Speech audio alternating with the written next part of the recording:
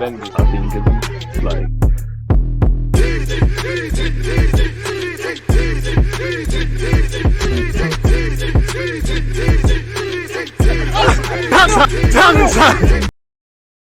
People deluded, I'm back again. Thank you very much for tuning back in each and every time. One love to everybody locked in. Good morning, good afternoon, good evening, and of course, good night, depending on who you are. And obviously, wherever you are in this world. One love to the Twitch gang, one love to the podcasters, one love to the moderators, subscribers, and whatnot.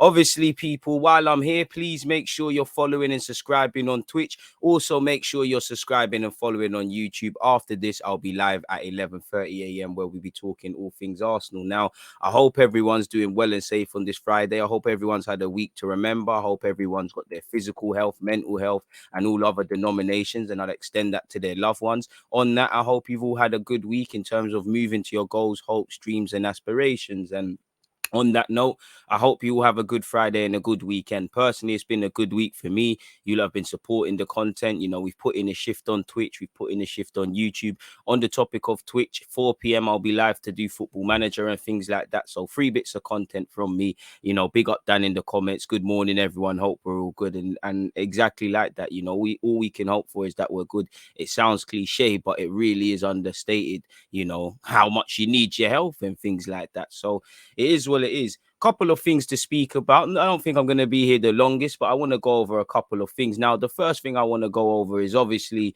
not so much Italy versus Spain, because I think we've covered that, but just as quick side notes of the Italy-Spain game. You know, Gavi, good account of himself, didn't look like a 17-year-old, talk variety of football in less than isolated to that 90 minutes. Busquets put, you know, that was the best Busquets I've seen in a while, because I don't think I've seen the real Busquets in a while for Barcelona. Obviously, man to a man, Spain did their job for Italy. The red card did change things. Unusually unorganized, I would say, defensively. Like the goal, the first goal, Bastoni, Bonucci, everyone out of position, if I'm completely honest with you. They were caught cold. Didn't really look like they had much ideas. Still look like they're still somewhat in party mode after obviously winning the Euros. And I think the midfield battle was lost, like you saw. I think Koke, everybody in that Spain squad, man to a man, did their job. And I think it's that's backed up in the sense of every midfielder that started came off. Forgive me if I'm wrong. Verratti, Jorginho, Barella, they all got subbed in that game. For whatever reason. Of course, Italy's job wasn't made easier. Apologies, going down to 10 men. Oh, I think it's one of them where I still maintain it. Only Bonucci is gonna know if he meant to do that, because I've watched it time and time again. My initial reaction is he ain't meant to do nothing. He's trying to get elevation and he's doing what he's doing. But then on some other replays, it's not that he has a look. And bearing in mind, Busquets was antagonizing Italian players. It does look like he has a little look and does it. And maybe it's a bit of, you know, a rush of blood from him, a stupid moment that someone that experienced shouldn't do, but only he will know. What I would say is if you meant to do it, you're playing a dangerous game doing it to anybody, let alone Busquets. Busquets is probably the worst player, dark art specialist, going to act like he's been shot in his eye, even though, to be fair, that was a pretty hefty one from Bonucci and whatnot. You know, Chiesa got an assist as well, but I think Chiesa's decision-making at times wasn't the best. And I think one thing that I see with Chiesa, it's a bit like what I see in Martinelli, is that their greatest strength is obviously they're technically good. Sometimes I think their over-enthusiasm can actually disadvantage the team and disadvantage themselves. But end of the day, he got an assist. Didn't see much from any other player, really and truly. You know, Di Lorenzo made a good tackle towards the end of the game, but he had to try very hard. You know, he had a long day at the office in relation to that game. Moving away from that, if we get into the France versus Belgium game, what a mad game of football, you know. Mad, absolute mad game of football. 5 goals between them, 3-2 to France. I can't lie. When France were 2-0 down, again, I don't want to say it looked like Deschamps was going to get sacked, because, again, it's all fun and games saying sack a manager, whether it's Southgate or whatever. You got to remember there's a World Cup away. There is qualifiers. You probably have to switch up everything. So there is that to consider. But saying that, you know, France, they won the World Cup, disappointed in the Euros. You know, I don't think Deschamps has shown he can, you know, take the next step of the evolution of the team, probably new blood in, getting rid of a couple of players, trying new things. You know, this is the second time I don't mind 3 at the back, but the way Deschamps is doing it isn't working. It didn't work against Switzerland. Really and truly, the individual brilliance of France saved his bacon, because he lost the tactical battle against Belgium for the large period of the game, especially the first half. You know, Pavard was shit, if I'm honest with you. Players were disillusioned. They were caught cold. Belgium showed a lesson of the good, bad, and the ugly. Terrible man management from the manager and the players. When they were 2-0 up, they did well. They pressed France. Well, they had them penned in their own half. It was a game for the neutrals. They didn't try and get that third and fourth and put the game to bed. And I think if you look at Kevin De Bruyne's early chance, you remember when Jules Akonde's kind of swiped at it and he's made, it's a bit Sunday league-esque and Lloris has made a save. That puts that miss into consideration. And I think Kevin De Bruyne for club and country has been quite poor for a while now. I know people can turn around and say he got 2 assists, and he did, but he stunk up the place yesterday. Let's be real. I didn't think Hazard deserved to be sub, but he didn't have the best of games. Again, Belgium, this golden generation, is now or never. I think apart from Lukaku, no one can leave with any pride. Courtois as well. The defenders, Vertonghen and Toby Alderweireld, they didn't want to play football. They just wanted to go long. And it was a case of poor game management. Once that second half started, you could see Belgium. We were here 24 hours ago, people doing the watch along on Twitch. Shout out the Twitch gang.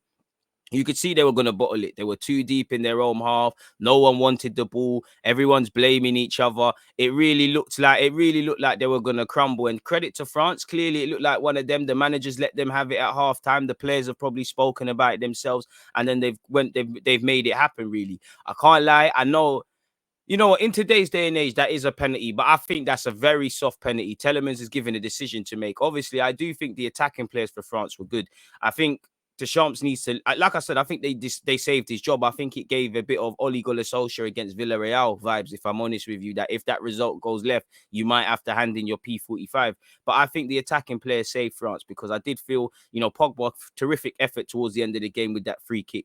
I think he was good. Not the most amazing I've seen him, but a better Pogba than I've probably seen at United for a while. And saying that he's done quite well in terms of output.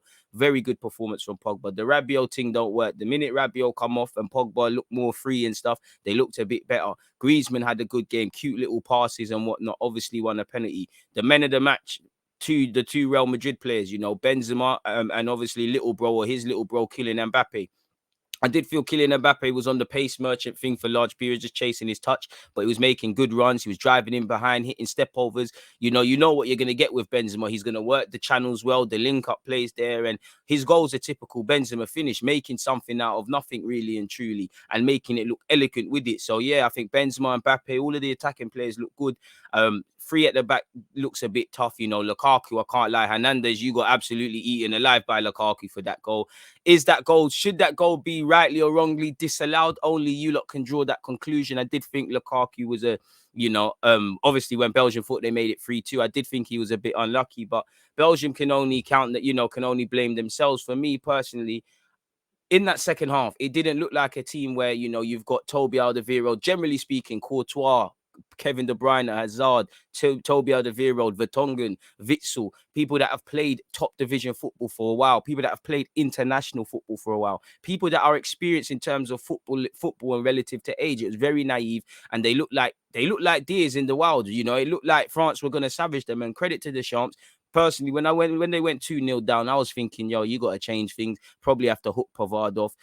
Probably have to change from a 3 at the back, go to a 4, and let them have it. But I think Belgium played into their hands, and I think both teams, poor defending for the goals in isolated moments, cost them. And there was even times I'm seeing Witsel, Kevin De Bruyne losing the ball in silly areas. Telemans didn't have the best of games.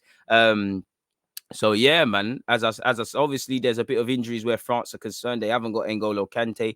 All in all, I think it was 5 goals. So it's terrible defending for everyone. I think Deschamps saved his job, as I said. I think it was a fantastic game.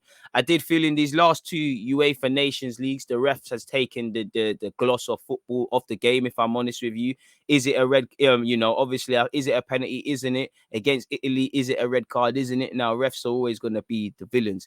Even though I don't think Kevin De Bruyne had the best of games, as I said, he turned around and got 2 assists. So yeah, it was a good game for me. Benzema and Mbappe, men of the match for me. To be fair with you, I felt sorry for I actually felt sorry for Courtois, and I did feel sorry at times in the opening for Hugo Lloris. So it is what it is in that regards, people. So that's that with the Nations League. And obviously, the third place playoffs and obviously the final on Sunday is due to be lit. I actually think the third place playoff might be better than the final, if I'm honest with you. Obviously, you've got Belgium versus Italy. I expect Italy to walk them. Again, Italy weren't at the races, but if Belgium carry on with some of the naiveties they did, they're going to get eaten alive against Italy. And obviously, you got the final between Spain and France. Ironically, Kylian Mbappe could be playing against a country where he expects to go and live in the next couple of months. As obviously, he wants to go to Real Madrid and whatnot. So we'll have to see what happens in that regards, man. Obviously, for extra live streams and videos, subscribe to me on YouTube as well as Twitch. Big up Big Yards. Wagwan Deluded. I don't know why at Man U they don't let Pogba take free kicks. He's more than capable. He should demand it more, man. You are lucky Pogba is a humble youth. DG, who should be the next Belgian manager, as Martinez surely doesn't survive this? Personally, I'm not sure, bro. But I do think he goes into the World Cup as Belgian manager, if that's what you're asking me. Chase Gold, you're right. What a game it was, man. And big up yourself and everybody listening. Morning to you, Lab. Razzle, Dan, as I've said, I appreciate you lot locked in. Slick has said, I want France to win. I mean, I want them to win as well. Big up Josh for looking after me. Forgot to put a category, updated it for you. Again, Josh, I didn't forget it, you know. StreamYard actually they asked me once again, sports. I've clicked sport. I've actually, well, you can't see it now. I've got a checklist to avoid these things, but good looking out. You know, that's good defending. Speaking of Italians, again, StreamYard's trying to do me dirty, my guy, but I appreciate that. Absolute joke of a platform. But we've got to use it until OBS improves its database.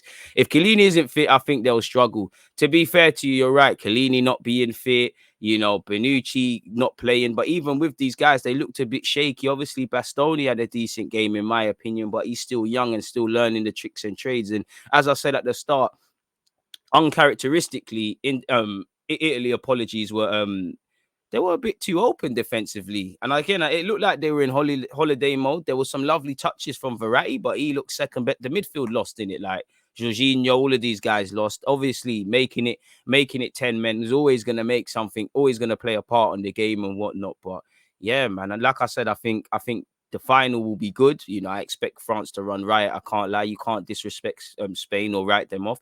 But I actually think the third place playoff between Italy and Belgium will be probably good because you've got, you know, Lukaku against the country he used to play in. You know, there's all these little things and stuff. I guess, I don't know, man. I don't really rate Roberto Martinez, but he's, you know, I guess he's earned his chops. I haven't seen fuck all really, pardon my language, from this golden generation of Belgium. Like, they're all achieved stuff at club level without a doubt. You know, Eden Hazard, he's had a good career. Kevin the same. Witsel the same. Lukaku without a doubt. But together, collectively, I'm not too sure. Maybe, just maybe, Thierry Henry. Like, I can't lie. When they were 2-0 up, I was thinking, what? Surely Thierry Henry's the manager of this right now. So we'll have to see. Keeping up the theme with France, people, and obviously it's getting a bit tiring talking about Paul Pogba's future. We know until the end of the season he's going to flirt with, you know, retaining his contract at Man United and signing a new deal, going back to Juventus where we're going to speak to, or going to Real Madrid. And for what it's worth, all options where he's concerned should be open. You know, what you don't want to do is commit right now to United and it still looks like it's doom and gloom. You know, if I was Pogba, I actually think United can hold on to him way more than people give him credit. Let's be real. Money is a massive factor at his age. You know, you've got to consider money. We also need to consider stability. A bit like Bellerin in North London, Pogba might as well be from Manchester and not France, not to disrespect his heritage, because, you know, he's as Mancunian as they get. If his name weren't Paul Pogba, he didn't see him in a French kit, you'd think he came up through Carrington and he grew up in Moss Side or something. So there's obviously that. I mean, they've brought in Ronaldo. They'll probably bring in a couple of other players. You know, they could finally build a squad around Pogba. And obviously, it's not always, obviously it's about trophies and stuff where these guys are concerned. But I think you've also got to consider, you know, man might just be happy in Manchester and happy to be there. But saying that, he's been linked with a Juventus return, and he should consider it. It'd be a great piece of business from Juventus, you know, to sell him for big money and then get him for free. It won't exactly be free, because I think it's going to be, you know, Mino Raiola is going to eat this summer. You know, if Pogba signs a new deal at United, massive signing on fee. If he moves, the same logic. You know, Haaland, another client of his, there's going to get a move. And I'm sure if we was to once again roll up Mino Raiola's clients and whatnot, there'll be a couple of others with moves and things. You know, and obviously, if you get Pogba on a free, you're going to have to give him more money and more signing on fees to his agent, Mino Raiola. Same way with Haaland. His release clause might be 70-odd million euros. The total outlay might be closer to, in my opinion, 100, maybe 120, 50-ish region because of when you consider the other factors, the wage structure, what Mino Raiola may or may not want. So Pogba's got a lot to consider because this is also his last big move. And again, you could very well win the champ. I don't want to say it, but you could win the Champions League at Man United. Obviously not with Ole Gunnar Solskjaer and things like that. Things can happen in life, but if some buts are not facts, but if they get a certified manager, things can change. Like if Conte walked through the door, Pogba, I'm sure he wants to stay. You are hearing Pogba, Bruno, and Ronaldo are starting to question Ole Gunnar Solskjaer, and they're probably three of the biggest characters in the dressing room. So you do get the vibe that Ole Gunnar Solskjaer's time at Man United is limited. But for what it's worth here, Pogba hints at Juventus return amid Man United contract uncertainty. And it's, Pogba's experience, he's been around the block, He's not going to be committed in saying anything really and truly. Something needs to give. If United are looking good, I think he stays. If they're looking shaky, he goes. It's in his best interest to play coy on everything. But Pogba has hinted at a possible return to Juventus amid the ongoing uncertainty surrounding his contract situation at Manchester United. Folks, 1 second. What's happening here, Twitch? Apologies, people. Sorry, we're gonna get back into this in a sec. I think my dashboard is frozen, which is obviously of no help to you lot, because how the hell are you lot going to listen to this? It's not going to make sense. But yeah, we're back now. Apologies for that, people. Paul Pogba has hinted at a possible return to Juventus amid the ongoing uncertainty surrounding his contract situation at Man United. He spent 5 years there, after leaving and joining Juventus for £89 million. The 28-year-old, he's a top midfielder. I think it's a bit harsh to say he struggled for consistency at United. There's been times he could do a lot better, but a lot of the times he's scapegoated. Players like Paul Pogba, if they're not curing cancer, winning the Tour de France, scoring 1 million goals, 1 million assists, you already know. And I think in a game, I'm not to disrespect English culture, but I just feel in comparison to football, I just think the IQ of the average football fan and the way they look at football is not on the level to other European counterparts. I think the things we praise in England are not praised there in other countries. I think the things, mediocre things, even down to in England, you could be shit and doing the wrong things, but if you're shouting, flying up and down, jumping up into every challenge, people condone that. Don't get twisted. Everyone likes a passer merchant, but you go among, you go against the neighboring regions in Europe. That's not the best way to go against things. So I think there's a lot going against things, in my opinion. I don't think you need much intelligence as a footballer to bang here. There's a lot of players that are quite crap, but they'll steal the headlines and be called world class within England. For what it's worth, though, he has said, I always talk with my former teammates at Juventus, Cuadrado, Dybala. Now I'm a Man United player. I still have a year on my contract. Then we will see. I want to finish the season well there. Then we'll see. So we'll have to see. Pogba's comments come less than a month after his agent Mino Raiola claimed that the World Cup winner would be open to rejoining Juventus at some point. And Mino Raiola said he's open to staying at Juventus. It's best that he leaves. And it's obviously now going back to Juventus, as well as staying at United and going elsewhere. So again, we're going to see a lot of twists and turns. Pogba is out of contract in June, so we'll talk with Manchester. We'll see what happens. Turin is still in his heart. There's a chance that Pogba will return to Juventus, but it also depends on Juventus. And we know Juventus have to clear some of their wage books. In fact, they've said Ramsey can leave for free, allegedly. So we'll have to see. But for now, Pogba's got a final to contest with and worry about, people. Away from that, though, we'll get into some other stuff because, again, I'm sure you all want to kind of vaguely talk about Newcastle and all of those sort of things there, people. So we'll get into that. Let me just make sure, for those of you that are watching this on a visual sort of thing, I've got my timestamp. So yeah, we've spoken about UEFA Nations League. Oh gosh, UEFA Nations League. One love to everybody tuned in. Make sure you're following and all of those sort of good things. 000, so 1940. That was that. Away from all of that, people, we need to talk about Newcastle probably for the last time, people. Bish bash boss, it's done. It's been confirmed. The big money has found its way to Tyneside, people. The money league is here now. A couple of years from now, Newcastle might be presenting some issues, people. I mean, it's good to see. They're shaking up things again. There's a lot of things to be said about how much they can invest, and as much as they've got money doesn't, throwing money at things doesn't work all the time. Or by that logic, United would be back to where they previously have been. City would have hit it off from the start. City are in a great place now and whatnot, but it took a while to get there. And there's many other examples. And obviously, And obviously, you look at places like, I'd say, Monaco, you look at QPR, it doesn't always go right. Yeah, it is good to see. It is good to see. I'm happy for the Newcastle fans because they've got an owner or owners that have a mandate. You know, they've gone from Mike Ashley, who barely says anything, to, I'm going to get into it, but the chairman and whatever have said we want to win the Premier League long term.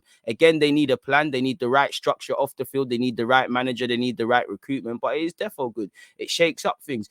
I know the morality police are going to have something to say. And obviously, I am not condoning human rights violations and any heinous acts. But if we look through every fucking owner of this Premier League or any billionaire, nobody's hands are clean. And I think if you're sitting here and you're listening to this on a computer, or you've got an iPhone and whatever, I think you need to practice what you preach. Because if we want to get into morality police and that, then a lot of us wouldn't have a lot of things that we have in our household, down to the damn food in our fridge and ethic. If we really want to break it down, I'm not condoning anything, but I do think people pick and choose, and when they want to take the moral high ground, and they always want to, move the goalposts. Like, I'm sure there's a lot of Newcastle fans who might have had something to say about other clubs. Look at Alan Shearer, had a lot to say about the Super League. The minute there's an owner that's going to benefit Newcastle, again, it's all cool now. So I like it. It shakes up things. I can't lie, as long as, I'm an Arsenal fan. Man United, Chelsea, these clubs, Liverpool, I don't really want them to win the Premier League. So if Newcastle can come and shake things up to go with City, I don't really mind it, if I'm honest with you. For me, I think the only thing is what this is just going to give more fuel to the Super League, in my opinion, because we already know the club, the big top 6 or top 8 or whatever now, they want to monopolize things and they're going to keep going.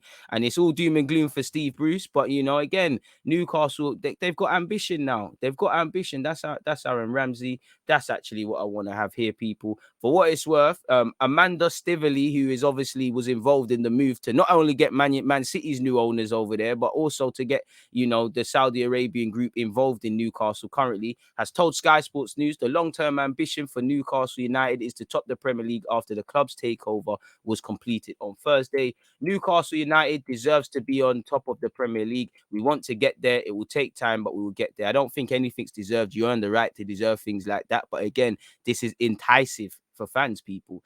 Going on, we're proud to be part of the Premier League. It's an incredible competitive league, which we love. Premier League football is the best in the world, and Newcastle is the best team in the world. So again, I think Amanda's waffling a bit here with they deserve to win the Premier League and they're the best team in the world. But that language is probably not a coincidence. It's probably used to entice the Newcastle fans, and you're seeing the scenes in and around St. James's Park. It's all moving mad.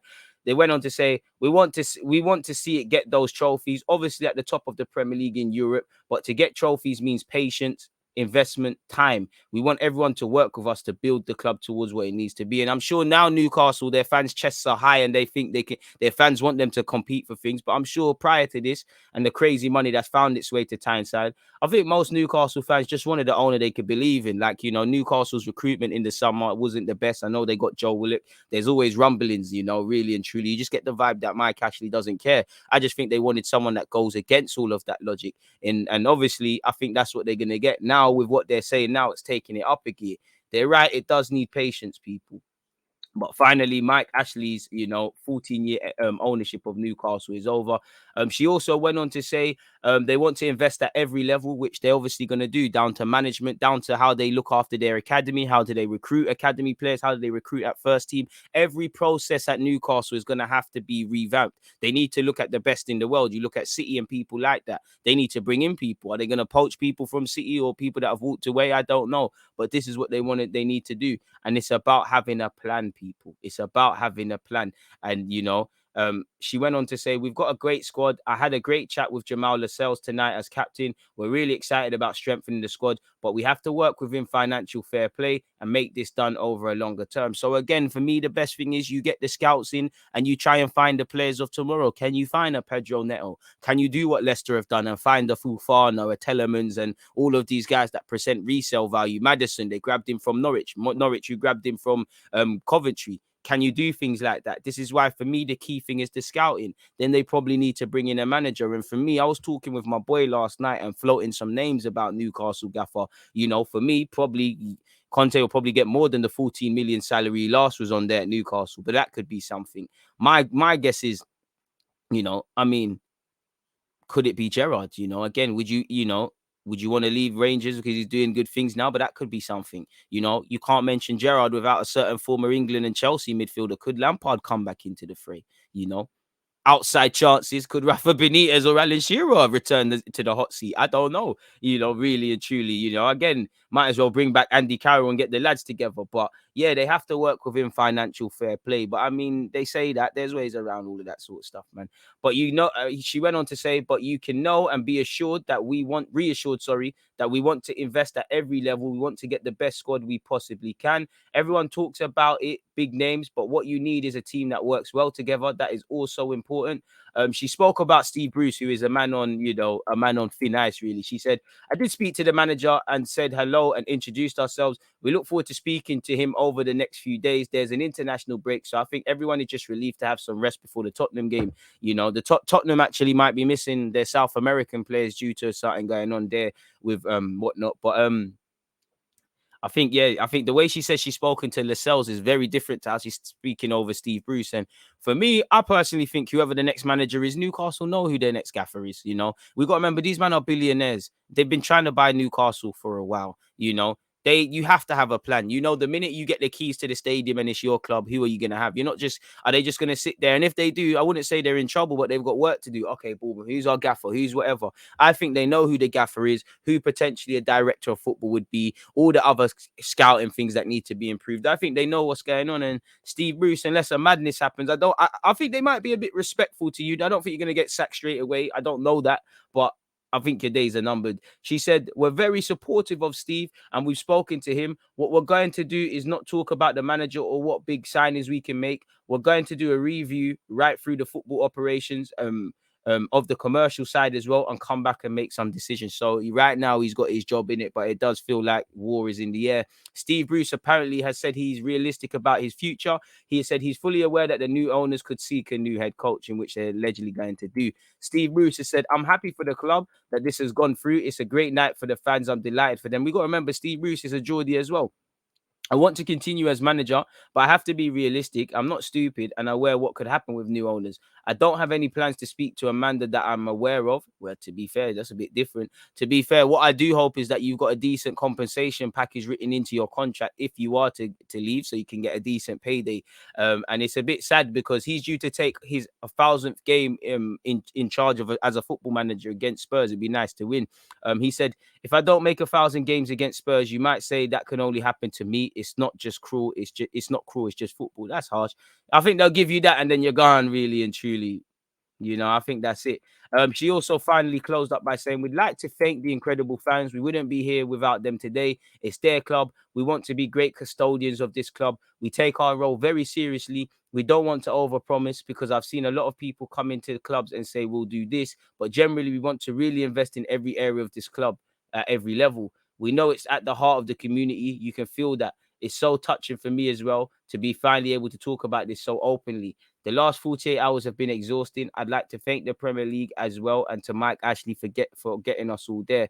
So, yeah, realistically, you know, another reason as to why they could sack him is they sit 19th. Let's be real. He might sit there and say, let me get until January and bring in players. But, you know, they could have as many new owners as they want and bring in players, but they could be in the championship if things don't change. So I'd say right now they need to find stability. They need to find experience. They need to steady the ship and whatnot and find balance. But maybe Joe Willock knew something, people. She said, relegation is a real big issue at the moment, and we're going to have to work hard. Performance could do with some improvement, but we've got a great squad, and this squad should not be should not be at 19th position. It really shouldn't. But with fair wind and hard work, we'll get there. I think it also shows the commitment of PIF and Jamie Rubin. What I can say as PCP, I have brave and patient investors alongside me. They wouldn't have taken on this challenge. They know how important this club is to its community. We appreciate where we are in the league, and we know relegation is a real issue, people. So yeah, it is. It is. Well, it is. Well, it is, man.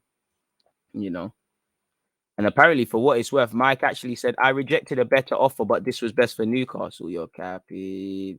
You're absolutely capping. But just before that, she went on to say, The consortium-led partner is PIF. It's an autonomous, commercially driven investment fund. It's a great partner for Newcastle. I'm very honored to work with them. They've been incredibly patient and fabulous partners to the PCP. For me, when I came here, I knew this was only one partner for Newcastle. It was just obvious because you needed someone with patient capital, who's brave, can take quick decisions, and can also be there on sunny days and when rain starts to fall. I do hear the concerns. We want all fans to talk to us. So anyone that has an issue, they know we're here. They need to come to talk to us. We'll take them through our plan and introduce everyone to the PIF team. As I just said, Mike Ashley, apology, said, I rejected better offer, but it was best for Newcastle. Shout out. You don't care what's good for them. He said, I'd like it to be known that I received a higher offer for the club than the one that I accepted. It was from another reputable bidder who made an incredible case. But I felt that this is positive PR from a man that's doing fuckery for Newcastle and Sports Direct, by the way, people.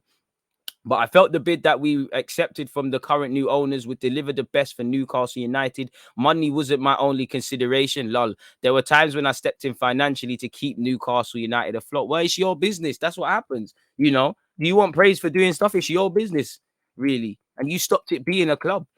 He also said he was not in the same financial league as the consortium and said selling had be the best option. It's hard to compete at the highest level in football with certain clubs that have almost unlimited resources. I've known for some time now that many Newcastle fans were frustrated by the situation and were in favour of change. I therefore felt that I owed it to the fans to fight tooth and nail over the last 18 months or so to make it happen. Doing a lot of capping, but I mean positive PR. Hopefully they've let you keep your box. At Newcastle, but boy, it's looking a bit peak. But that's where they're at, their people. That was longer than I thought, but nonetheless, it was a good one to speak about. Newcastle will start off signing players like Tony, Sarr, Tarkowski, etc. Won't get superstars straight away. It's fair, and they're gonna rely on the foreign influx, man. You know, Saint Maximin Paul could come in handy, but yeah, I think they will get them more intermediate ones. A man said Bruce will use that cash to get Chris Wood and Ben Mee. They'll bring back Benitez. I wouldn't mind seeing Potter there. Potter's a shout. You know, Potter, Lampard, Gerrard, Rafa Benitez return. If they can find the money, Conte. You know, good riddance to Mike Ashley. Happy for Newcastle fans. Facts. Their fans are talking about Mbappe and Haaland. I hope they're joking. Look at players like Sarr, Rafinha, and get a class manager. Get into Europe, then maybe you can attract. And I think, as they said, the first thing is staying in the league because they could in January they could sign all these guys and be in the championship, and you know how things are there.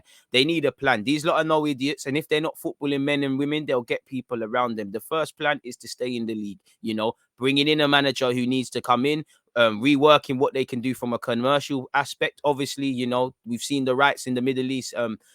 It kind of entwined with Newcastle's new owners has kind of been released.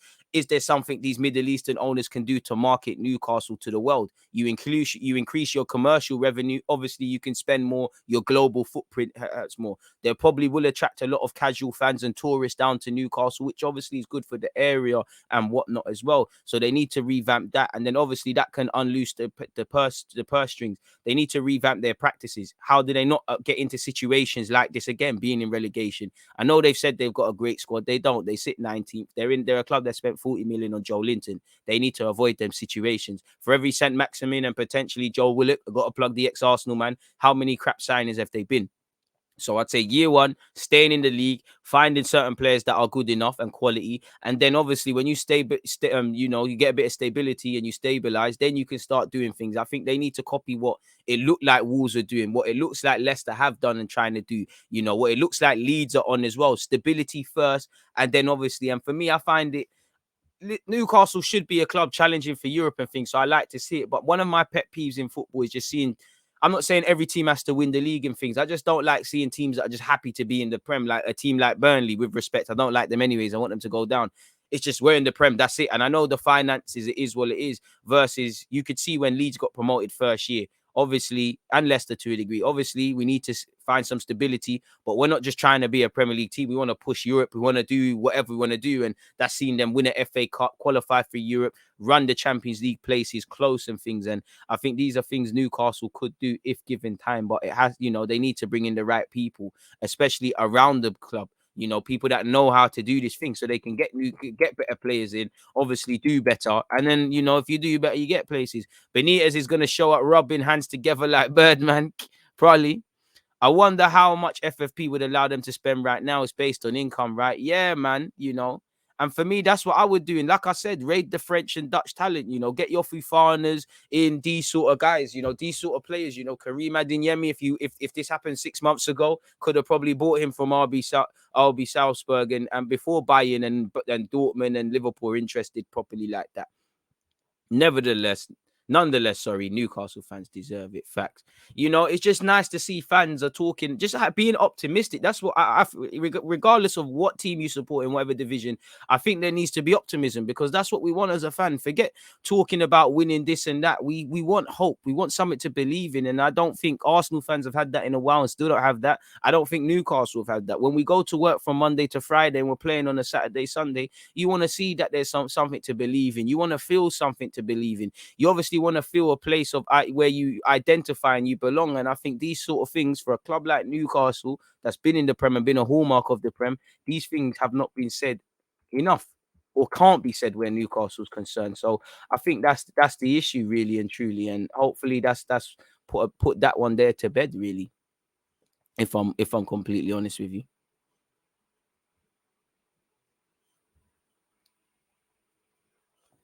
But yeah, one love to everybody locked in. Where else? What else you lot saying? Arsenal and Spurs will lose out the most with this. Another big fish in the pond. Liverpool, after Klopp leaves, will struggle with another rival. I mean, when you look at everyone, you know, there's no guarantee City are going to keep dominating. They probably will. You know, United, there's clearly no guarantees with what they're doing with spending money. They're no longer the playground bullies anymore. You know, Arsenal and Spurs can't be in trouble, bro, because they've never done it. Like they're not big dogs like this. Arsenal are in trouble. As you said, Liverpool, depending on what happens when Klopp leaves, depending on what FFG are doing, again, it looks a bit brazy. Makes the EPL even better, yeah. Don't think any other league comes close for player quality and competitiveness. I hope they get relegated this year, raw, man. There's always one Scrooge in it. You must be Sunderland, man.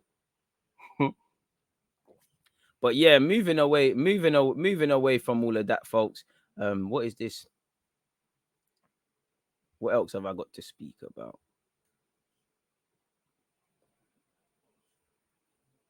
That's Mbappe. Oh, that's this is for me. This is for me to read. This ain't for you lot. I could get into it, but all right, let's close that. Bayern Munich allegedly are trying to swoop for Liverpool-linked starlet Karim Adeyemi. Apparently, you know, Alisson, Edison, Fred, United fans are probably hopeful. Among Brazil stars set to miss Premier League matches after early release refusal. And apparently there's a couple of Argentine lads as well, which Spurs could be without a few for the Newcastle game. Pardon me. Apparently, Argentina are also refusing to let UK-based players depart early from international duty in the latest round of World Cup qualifiers. Brazil and Argentina are handing unwelcome selection headaches to the likes of Liverpool, Manchester City, Chelsea, Man United, and Tottenham by refusing the early release of Premier League-based players from international duty. Both of the South American nations have stated that those selections in the latest squads must complete a 3-game run through the World Cup qualifying. Both these nations are not due to take part in their final fixtures of the international break until the early hours of October the 15th, meaning there's little chance of those that play their club football in England making it back for domestic duty the following day, people. TT, the Brazil gaffer, has said there was never that possibility of them returning to England earlier. They were called up for three games. Argentine gaffer has said, we're not going to do the same thing as last time with the Premier League players. Before the game with Venezuela, I said they came to play all 3 games, but the players raised a difficult decision for me and I understood it. I released them. Now the players are here to play the 3 games. Under no point of view, they will leave early. And that's fair play. The countries, you know, countries have to look into their interests and whatnot. But there's a bit of an issue there. And obviously, you know, it's not just them 2 teams there. You know, congratulations to Douglas Luiz, who's been called up to the Brazil squad, but Aston Villa could be without him. Thiago Silva, where Chelsea's concerned. Emerson Royal, where Spurs are concerned. And obviously, Lo Celso and Romeo. So we'll have to see, people. And obviously Martinez, where Villa's concerned, so that's a double whammy. You know, fortunately, Martinelli's not been called up to nothing. So yeah, for what it's worth. So that will obviously raise a headache to the following managers: and Jurgen Klopp, Guardiola, Thomas Tuchel, Nuno, Marcelo Bielsa, Dean Smith, and obviously Ole Gunnar Solskjaer is probably going to miss them the most, people.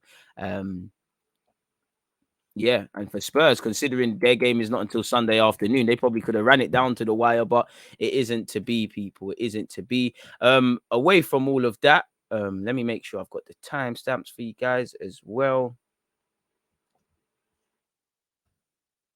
Club v country again. Sancho struggles. Yeah, so Luke Shaw speaks. Shaw speaks. But Luke Shaw has had some stuff to say, allegedly, people, and he's backed Jadon Sancho to return to top form. Sancho isn't struggling. Teammate backs him to go to the very top, and I do as well. You know, how many players, if they were judged on the first 6 months they've played in the Premier League, coming off the back of a Euros where you barely played, probably suffering psychologically after the penalty miss, still need to adapt to the Premier League and the culture shock, you know? 21 years of age, not the finished article. I know when you see YouTube and the brand, these things go against him. These things are going to happen. I think Jadon Sancho's a wavy player. Sancho is an absolute baller. Obviously, don't get it twisted. I enjoy mocking my United friends and stuff, but in a serious note, I always think cream rises to the top. I have to apply a bit of Ollie tax, and obviously, there's a lot that Sancho probably has to do better. But I back him to make something happen, really and truly. Shaw himself said sometimes for people it takes time. I wouldn't say struggle because I don't think he's struggling at the moment. He's working extremely hard behind closed doors.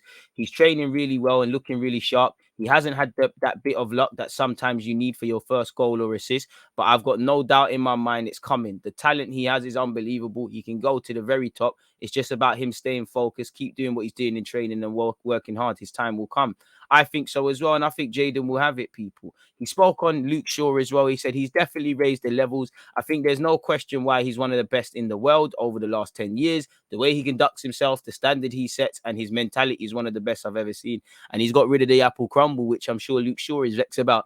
It's only good for us as teammates to be surrounded by someone like that who will only raise the bar. We need to follow that. Everywhere he goes, he wins. And the standards he sets are so high. We need to equal those standards and push in the right direction with him as a team. I haven't had to mark him yet in training, but he's very sharp, always in the right position to score the goals, and his movement is one of the best I've seen. It's no surprise he's still scoring goals and has been for many years because he's always in the right place at the right time. That's the signs of a world-class player. Facts, fair play, facts, and more facts where that one there is concerned.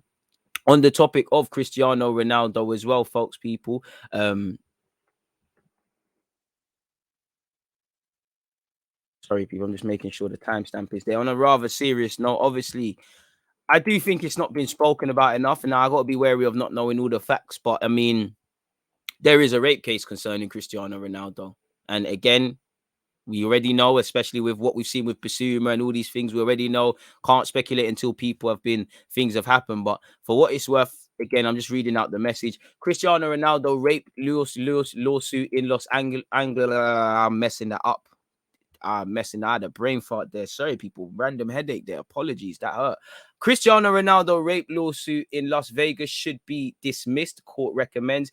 Kathleen Mayura, I can't pronounce her name. She's alleged that Cristiano Ronaldo raped her in a Las Vegas hotel room in the summer of 2009. I can't lie. When this was leaked by Footy Leaks or whatever, and all the cases and they pacing things together, boy, it does look like there's a lot of substantial evidence. And I won't say it means Cristiano Ronaldo is guilty because it's been dismissed. But just because a rape case has been dismissed against an alleged someone who's committed it doesn't mean they're innocent. I mean, you can see it in America, you can see in England, the conviction cases for rapists is quite low. So again, I'm not saying anyone's done anything. I'm just reading things out. Ronaldo has denied these claims, and to be fair, he strongly denied these claims, as you should.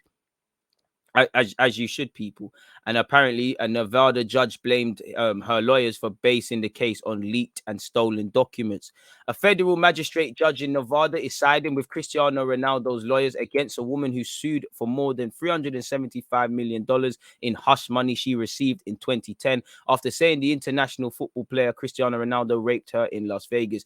In a recommendation to the judge hearing the case, magistrate judge Daniel Agretz on Wednesday blamed Coughlin's attorney, Leslie Mark Stovall, for basing the case on leaked and stolen documents that alleged were privileged communications between Ronaldo and his lawyers. So it's based on the fact that you retained the legal materials, so it should be dismissed. It doesn't mean anyone has or hasn't done it. And, you know, there was compelling stuff, like there was DNA and all these things. Dismissing her case, you know, dismissing Moyega's case for inappropriate conduct of her attorney is a harsh result. Wrote in his recommendation, but it is unfortunately the only appropriate sanction to ensure the integrity of the judicial process. Stovall has acted in bad faith to his clients and his profession's detriment.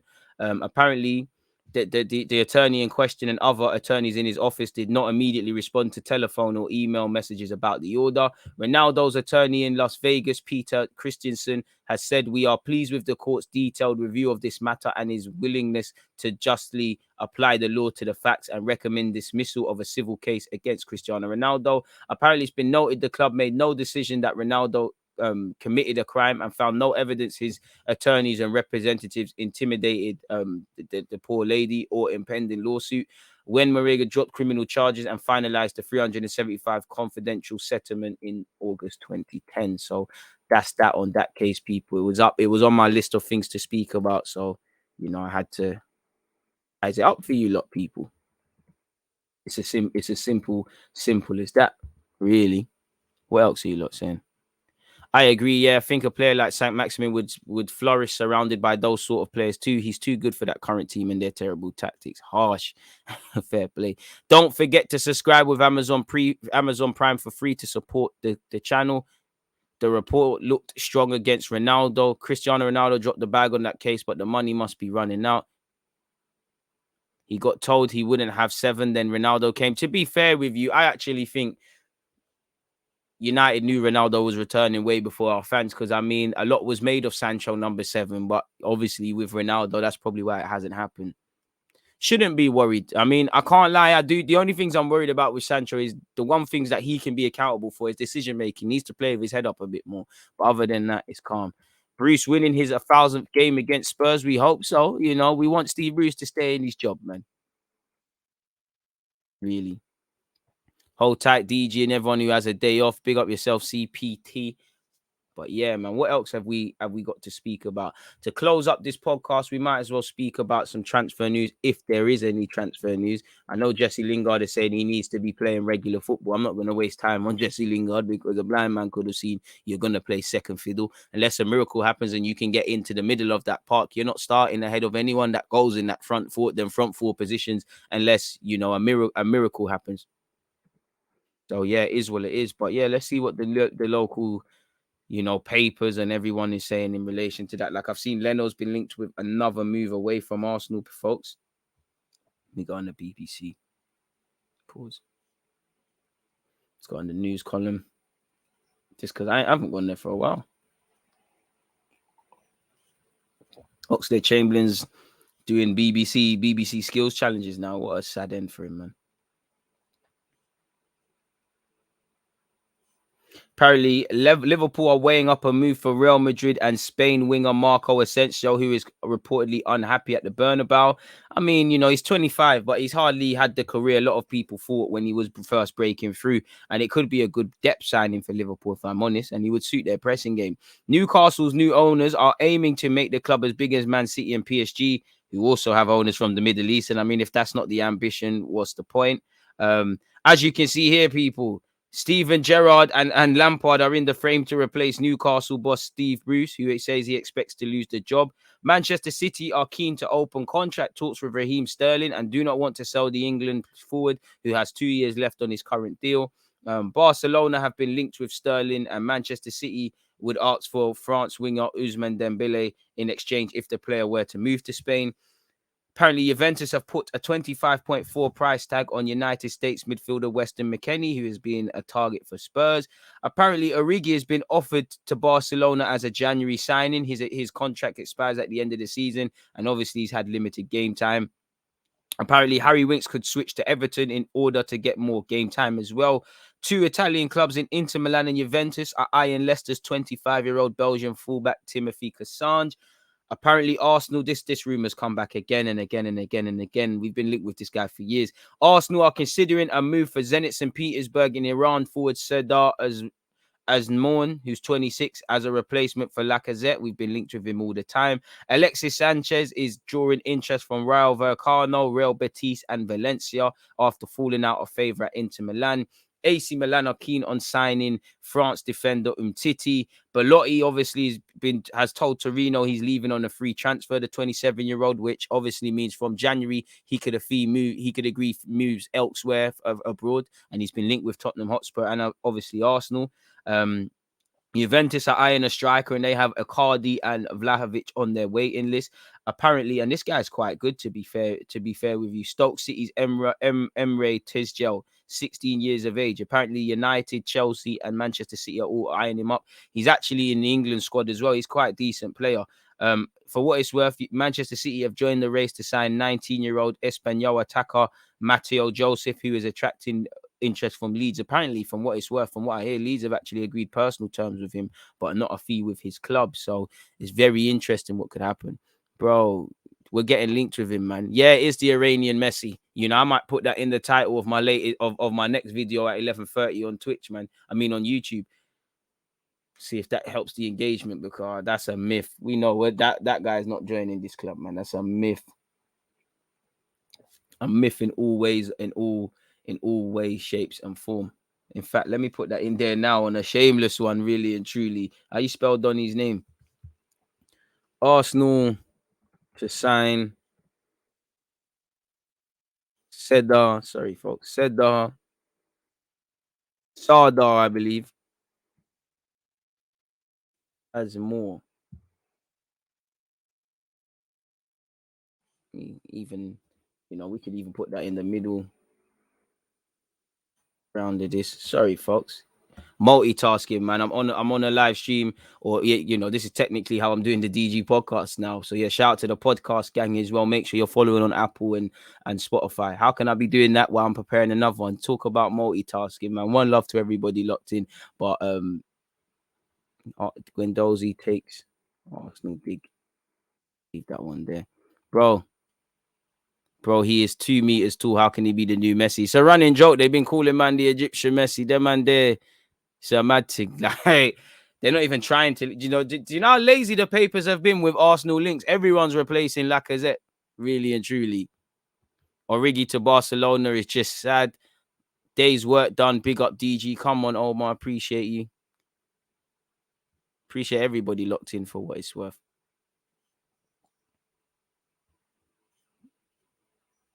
What else is there to say? Well, shall I see if there's anything else troubling the world of football? I saw Zachariah has been linked with a move to join Jose Mourinho at AS Roma, which I know they're two different players, and the one thing they have in common is that they're Swiss, but maybe that has knock-on effects for a potential move for Granit Xhaka. Now, I don't think Granit Xhaka will be moved on in January, because you look at Arsenal's midfield options anyways, they're down to the bare bones. We need to bring in players. So, yeah, they've been linked with Zachariah, who himself is going to be a free agent, I believe. So that might have a knock-on effect. Obviously, make sure you're joining me for the live stream at 11:30, because we'll speak more about Arsenal rumors and things and whatnot. And the link's been provided. Let me see if there's anything else to do with transfers.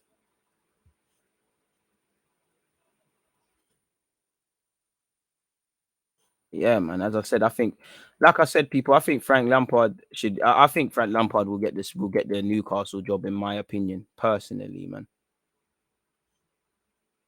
And apparently, for what it's worth, I forgot to actually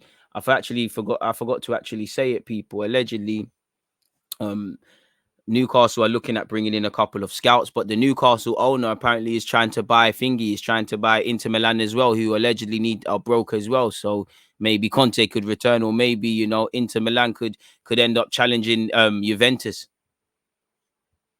So that would be a very interesting dynamic, if I'm honest with you. One love to everybody locked in and whatnot. Doesn't seem like there's anything else. But apparently, what's this? This is on Tribal Football. Apparently, PSG PSG agreed to take Salah from Liverpool as Mbappe replacement. PSG were ready to sign Mo Salah from Liverpool last summer. It's been revealed. With Kylian Mbappe angling to leave PSG at the time for Real Madrid, the club owners had put a deal in place for Salah to arrive as a direct replacement. That's according to Le Parisien's Dominique Sevac, who was speaking to L'Equipe. If Kylian Mbappe left, whatever the day, everything was ready for Mohamed Salah from Liverpool. They obviously PSG were ready to put the money 80 to 100 and everything was ready for Salah. They activated the plan. I'm sure Liverpool would buckle at that, but I mean with Salah's wage demands and his contract, I don't know if he's angling to move somewhere else and try something else, or if he wants to commit to Liverpool. But I mean, there's only a handful of players that are going to replace Mbappe. You're probably not going to find another young G in terms of longevity unless you grab a Haaland or something like that. But yeah, man, it is what it is. On the topic of PSG as well, apparently Van Gaal's worried about Ronaldo at PSG. Apparently, he said, I'm worried, and I talked about it when he joined the rest of his teammates in the retreat. The alarm has not gone off yet. I continue to have faith in him and in the other players in his situation, but coming from an injury, he needs to play. I mean, he's not wrong in that, is he? Really and truly, he's not wrong in that. For what it's worth, Lampard's interested in the job, people.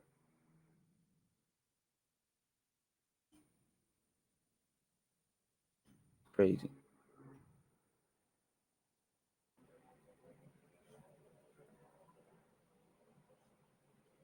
What's going on here? So yeah, it don't seem like there's any others, Edouard, Crystal Palace's Edouard has been praising Kieran Tierney's ability. Apart from that, though, there don't seem to be much. What are you guys saying, though? Bro, United are still linked with Snyder and Benzema. Bro, we're still linked with tired guys as well, man. It's crazy. Lampard wants to play career mode. Do you think Saul is going to play regularly for Chelsea at some point this season? Maybe, but again, when it's on loan, and when it's a loan signing, and the way Tuchel was speaking, it seemed he's almost shocked by the level Saul's playing. The games come thick and fast. And, Chelsea, they're trying to win the league. They're in Europe. There's the cup games. There could be injuries. Everyone gets their chance. But it just seems like, if anything, it looks like Ruben Loftus-Cheek might be ahead of him right now in the pecking order. And I think Saul's gone off the ball for a couple of seasons now, if I'm honest with you. So things can change very quickly. How do you feel about Ollie Watkins or Dominic Calvert-Lewin replacing Lacazette? More want Dominic Calvert-Lewin. I do like Watkins, but yeah, to be fair with you, for the money that you'd have to spend on them, you're talking anything from probably 50 plus, and I'm saying 50 to be conservative. If they're not, I wouldn't want them to replace Lacazette. I'd more want them to replace Aubameyang or bring in a striker. Like, for me, if you're not able to find someone that's scoring typically as many goals as Aubameyang or better than Aubameyang, I don't think there's a point signing a striker. With respect to Lacazette, we didn't get the Lacazette we thought we was getting. That's why we overcompensate and talk about his link-up play, his creativity, his pressing, how he makes other people play better. Strikers should be able to do that anyway. So that's just how I feel in that regards, man. For what it's worth, though, as you lot know, people, Florian Wirtz is gaining a lot of interest. Obviously, he's doing quite well for Leverkusen. Chelsea, United are circling, and apparently, he'll leave in 2 years, really. I back them to make more money on Wirtz than they did on Havertz, if I'm honest with you. Man said, trust me, Liverpool, Arsenal, Tottenham are finished because next summer Zidane and Mbappe at Newcastle. I'll take your word for it, man. Make sure we're all, I would say here, but make sure you're following and subscribing on Twitch. Make sure you're obviously doing the same on YouTube and you're following me over to YouTube in just under half an hour, people. So it is what it is. Let me see if I've missed out any questions. Get a question in if you've got it, people. Let's get over to the hour mark. Again, for extra live streams and videos, subscribe to me on YouTube. Can't believe it, man. I wish it was Arsenal. And I've seen the Qatari guys still talking about Arsenal. Still talking about Arsenal. I mean, I want the Qatari money, Nigerian money, anything money. Just get it in, man. Pardon me, just get it in.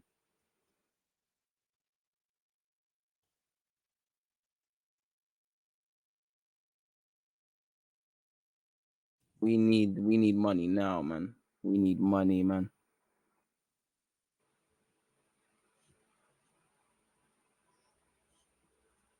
We need Qatari money, man. No point in paying 50 plus if they don't bag 20 consistently. Trust me, that's what I'm saying. If you're not grabbing goals, that's what Arsenal are lacking goals anyways. Like, we're over relying on Aubameyang anyways. The goals have dried up. you know, and our goals, we don't spread the goals out enough. So there's no point bringing in someone that works hard. Like, come on now. The man said, I heard Mbappe had posters of Shearer on his wall and Les Ferdinand and Nobby Solano and then Boba and say and all them man there. Hey man, Newcastle need to get the band back together, man. They need to get the band back together. Shout out to the ex-Arsenal tugs in Isaac Hayden and Joe Willock there. And to be fair, they could probably afford to buy Ivan Toney back, depending on what happens with obviously his current employers in Brentford. If I'm honest with you, that could be something very interesting and an avenue for them to explore. Very interesting one to consider. My man said that killed me. A man said he had Alan Shearer posters. He's saying the hand sign and that. Oh man, let me see if there's anything else, man. I don't want to leave you. Look, I know we have to, but yeah. For what it's worth, apparently Barcelona players unhappy with Koeman over public criticism. Apparently, Koeman's criticism of the players in public, along with some aspects in training, have left the players unimpressed. So, I mean, and he was very harsh on Nico. So yeah, it is what it is. Them Qataris are building stadiums right now. I'm not sure they'll buy a club right now. Bro, anyone Middle East, it doesn't matter if it's Qatar, Emirates, Saudi Arabia, bring the money, come buy the club, man. London things, you can get the club. Give Kroenke what he wants, man. Kroenke, sell the club, you know. Get Mbappe to the carpet. Get Haaland to the carpet. I want to dream again as an Arsenal fan. Do you think next summer will be big for Newcastle, or should we wait for more, just like we did with City? I don't think they're going to turn into a madness overnight, but it is, you know, provided they stay in the Prem, it is. Because I'm sure it's about stability, you know, definitely not being in relegation races as they was last season, as they was now, having a bit more stability, a bit more targeting a mid-table finish, and then again, getting some stability, improving the caliber of players. Then you go from mid-table to challenging for Europa / you know, if you can, Champions League. Then if you show you can challenge for the Champions League in terms of qualification consistently, then obviously you can target the league, etc., etc. And I'm sure Newcastle fans would love an FA Cup run or just a cup run, just bringing in some silverware, full stop. Qatar money, oil money, wicked money. I'd take anything, man. I tried the moral high ground thing where Arsenal's concerned. Let's do it right. It isn't that. And the moral police, again, I don't condone anyone that's doing heinous acts against people and stuff. But I mean, if we're going to go down the moral route, some of you are doing moral police while you got night trainers on, or you've bought stuff from Gap, or you've bought crepes from, you know, man are getting on to people, but you've bought your football boots from Sports Direct, or, you know, I'm sure the food that you've got in your fridge or the fruit isn't the most ethically sourced, whether it's fish, meat, or fruit, you know. So again, if we're going to do the morality police, then there's going to be issues. A lot of you are listening to this on laptops. A lot of you got smartphones. I got an iPhone, you know. The people, the economy of Congo should be the richest based on these things. You know, they're not, though, are they? Putin money, bring the Russian money, come, bro. We don't discriminate. Abramovich, chat to your guys, you know. Where's Usmanov from? I swear Usmanov is Russian more time as well. I could be wrong. Bro, I don't care where it is. If you got the box, come and do this thing. I think Usmanov, I've just typed it in, you know. I think he's of Russian and Uzbekistan. Again, this is before my time, but it looks like Soviet Uzbek. Yeah, so yeah, it looks like Soviet Union settings in it. So he does look Russian. Unfortunately, we might be a mid-table right now, man. But you know, nothing changes in the game. But the players, everyone gets their time, man. These times, all the clubs' kits are made in sweat, bro. And I mean, people, Arsenal, something. Just to look at Arsenal, Arsenal are doing the moral police. My football club, when it was time to aid people with a voice about certain discriminations going on in China, we buckled it, or they buckled it. You know, when you see what's going on with the Visit Rwanda thing, we're airing it. Still, I forget Visit Rwanda on this thing. You know, so if we want to do the moral police, everyone's hands are dirty. Everyone's hands are dirty. Everyone wants to think they've got morals and things. I'm no different. Spotify owner seems more sense chilling with Henry at Spurs game, bro. He needs to be chatting to his consortium, getting that bread together, because you know, who knows, his consortium might have been them Qatar, man. He needs to get it happening, man. Roman got Yama Usmanov kicked out of Russia at one point. I don't know about that, bro. They left man hanging. Every club, when it's time to stand up, they show man what time it is, time and time again. They show man what time it is. You know, If you expect your club to respect the values, morals, and integrity that you might have as a person, or you expect in humanity, you're sadly wrong. I'm not condoning it. I'm just saying you need to look at the game for what it is, people. This is what it is. It's a gang of thieves. Like I said, a lot of pundits that are connected with Newcastle, they condemn the Super League. The minute, boy, we're getting Middle East peas, we might be able to join the Super League. Fuck that. We're involved now. It's safe for us. It's cool now. That's a human problem now. Do you get it? Many people, Premier League talking about safety integrity of the Super League. Look at the fuckery they come with. Nobody cares. They don't care about you as a fan. They don't care about me as a fan. And when we accept that, it's not that it's easy. It's not that we're condoning it. It just makes it easier for us to move. Because when you start judging them for what they are, you start seeing what they are. And just money grabbers. You follow the money. You follow where these guys go. Win it, people. More time. So it is where it is. It's mad. It's absolutely mad. But it is where it is, man. This is what I'm saying. All these people talk about rights, but will still watch Qatar because they all watched it in Brazil. They all watched it in Brazil when you heard the things going on there, and they're still gonna watch it in Qatar. Qatar, like you said, Qatar are gonna get some friendlies, and there's gonna probably be a media push for football out them sides, and then it's calm. It don't matter. No one's gonna talk about. No one's gonna talk about the rights of workers in Qatar and these things that are raised in question. Dan, you're right, because people don't give a shit, They don't give a shit. Deep down, the majority of people do not give a shit. Yeah, they'll say it's bad, it's whatever, but it's not my reality. I have the luxury of turning it off, so it's not my reality, and we live in a day and age where people say they're praying, it's just a tweet. Or they say they're thinking about people. It's just a tweet. Once that tweet or social media post is done, they're going back to living their own bubbles. It's crazy. In a day and age where when we should have more empathy and sympathy to people, we're almost desensitized to things, and we're almost more selfish, I think. So it's crazy, man. Really, really and truly. Trust. Everyone wants to talk about human rights violations until it's time to go on holiday to Dubai, and then lace that side of the world. Exactly. And then places of the side of the world. Exactly. Everyone's a hypocrite in life, man. They all are. Everyone tries to take the moral high ground and wants to think that they're saying the right things and all these, but it's not how the world works, people. But on that note, though, I think that's going to draw an end to this podcast / Twitch talking things. Again, big up everyone who's going to listen to this on the reruns on Apple and Spotify. When it's on YouTube, you'll see it on YouTube. One love to the Twitch gang, because you're always here. Follow me over to YouTube at 11:30 if you wish, people. If not, I appreciate you tagging along for this. So yeah, man, like Dana said, it's all just virtual signaling for likes and retweets. It's all image over reality. Before I go, exactly, it's like when I talk about racism, a lot of people have clocked, a lot of organizations have clocked. We don't have to give a shit about actually fixing racism. If we're just talking about it and seen as that, we can get some commercial opportunities. I look at people like, I can't lie, Piers Morgan, not just with racism, he's loyal to his own ideologies. He likes to be seen saying the right things. He's he's the original likes and retweets merchant. And I think people are on things like that. They just want to be seen and heard. Why do you think I've actually sat in a lot of conventions when it comes to football, even actually fucking YouTube, when they do events about diversity, and they speak about it. They speak about racism like climate change. It's like, yeah, it's bad, it needs to change, but it's the next man's problem or the next woman's problem. It's not really my reality. I'm a good person. I'm not racist, this and that. So, boy, this is the world we live in, really and truly. It's all mad. But anyways, people, I'm gonna get out of here. Join me over on YouTube at 11:30.